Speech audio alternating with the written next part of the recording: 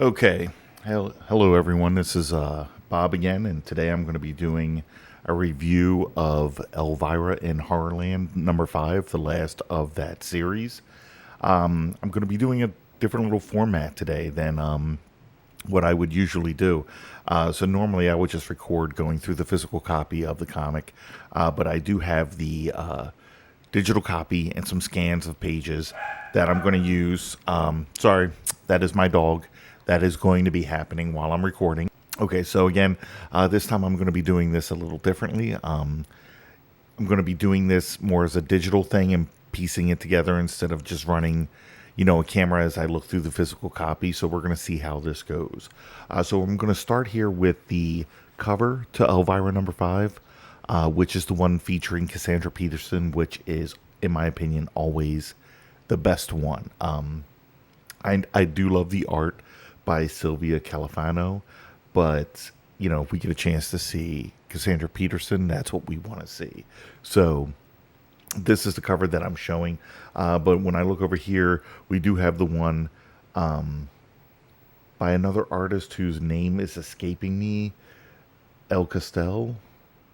Not bad, right? But again, this one is Elvira in Horrorland featuring the movie The Fly, because as the rest of the series is gone, as she ends up in different horror movies using a magical remote, and this being the last issue, she ends up in David Cronenberg's The Fly. Okay, so this page, which has an awesome picture of Elvira that I like a lot, gives you a little bit of a backstory to what has gone on. And since it's been a while since I've done this, I'm just going to go ahead and read it. But it says here that it turns out that movies create their own little pocket dimensions. I bet you always suspected it.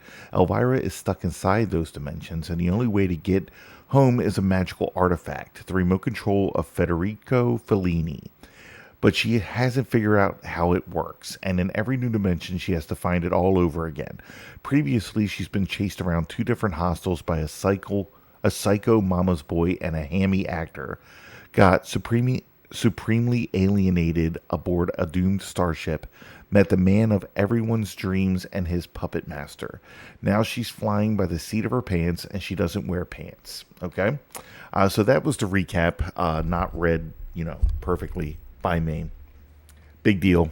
It's what's going to be. Sometimes my mouth doesn't want to work.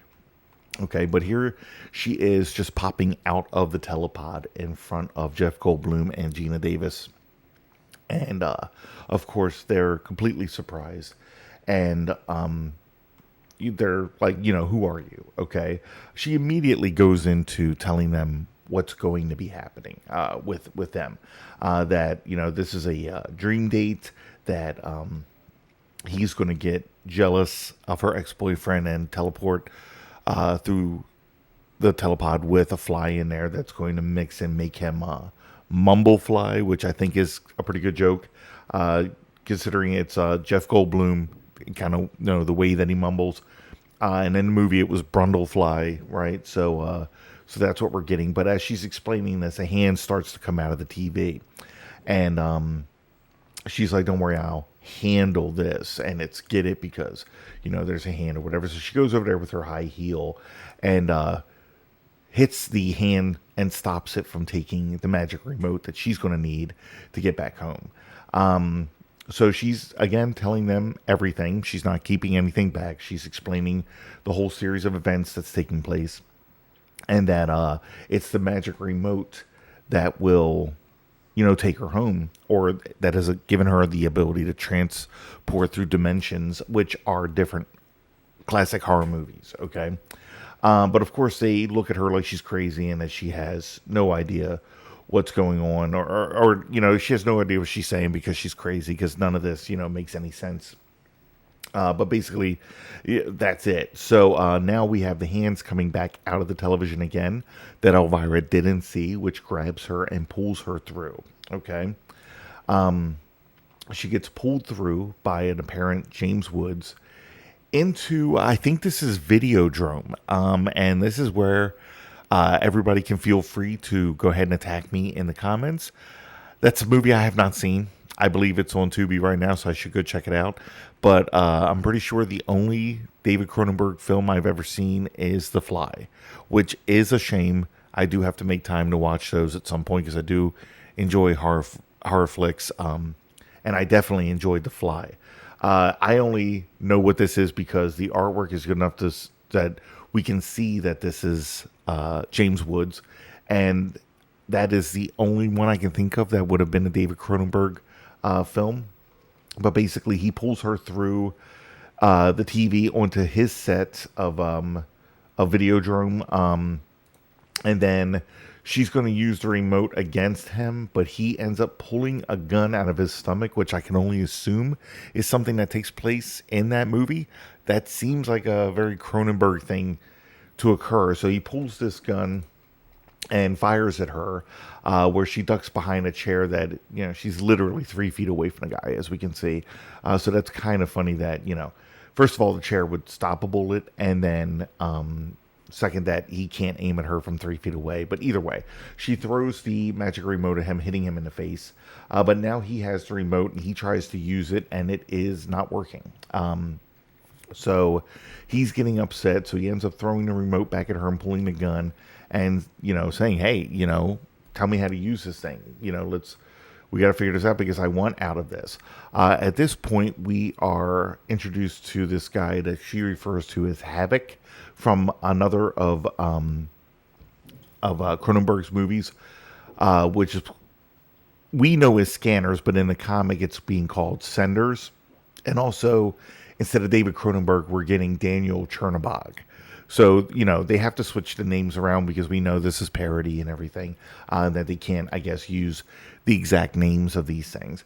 But we get introduced to him, who comes in and he's, I want out of this world as well. You're going to be giving me this remote.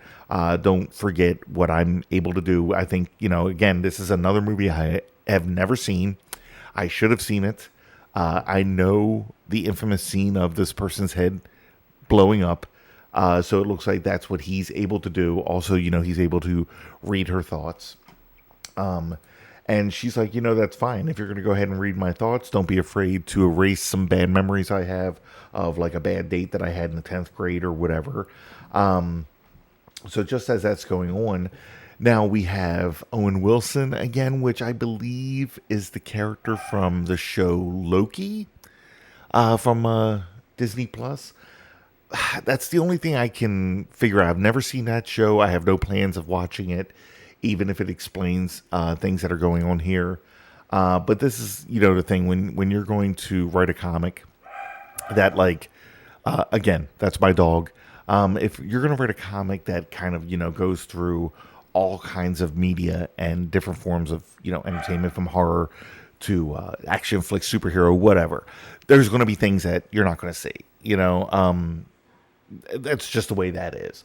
So you're not going to get every joke. I guess the writer here thought that everything that he was putting in here, everybody should know.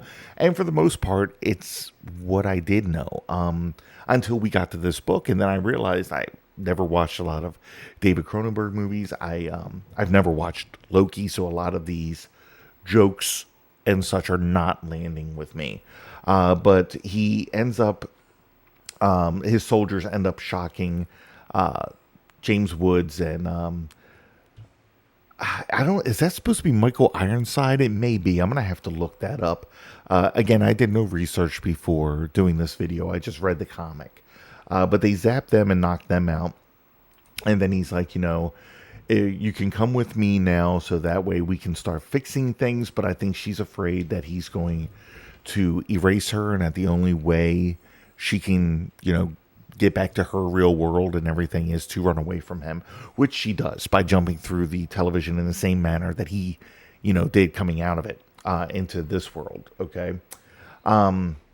She ends up back in the movie The Fly, and they start telling her that, hey, we took your advice. Like, you told me what's going to happen, so we just started doing different things, and I am not going to turn into a fly now. And she's like, okay, that's good. But of course, she's also kind of ruining this movie, which is why Owen Wilson is trying to stop her with his his department of movie corrections or whatever it is. I'm not even sure anymore. It was called WOW, but I can't remember what the acronym stood for. Okay.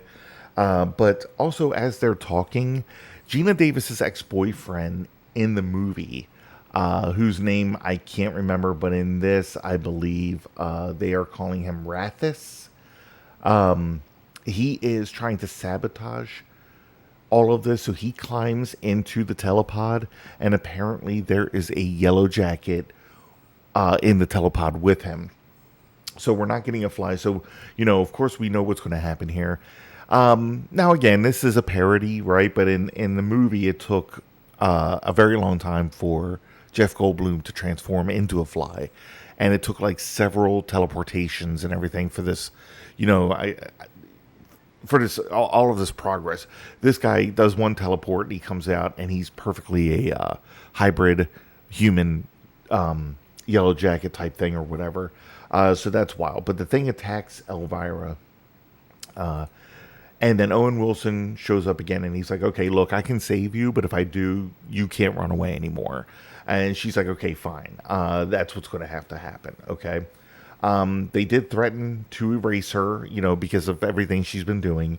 And she's like, come on, you wouldn't delete somebody like me, would you?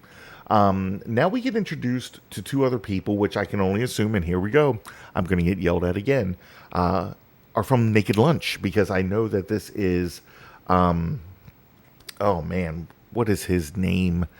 You know what? That's it. I'm gonna look it up real quick. It's the guy who played RoboCop, and I just can't remember his name. Peter Weller. I wanted to say Peter Sellers at first, and that's why I double checked it. But yeah, you can see that this is clearly Peter Weller. He looks like a detective. And since I've seen little snippets of Naked Lunch, I know that that's what it's supposed to be. I also know that's a David Cronenberg film.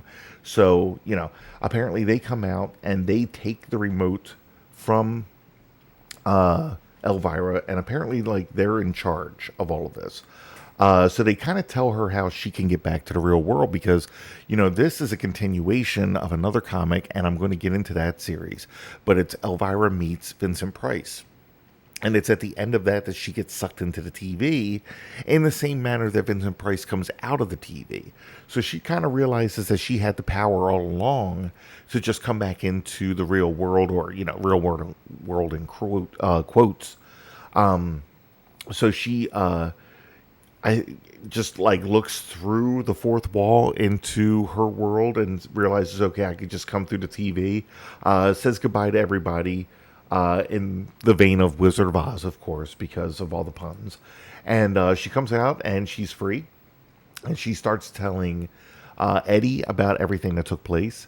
And Eddie's like, wow, that's wild. But tell me the truth. Are you sure you're back, that this still isn't a game? And this scares her for a moment.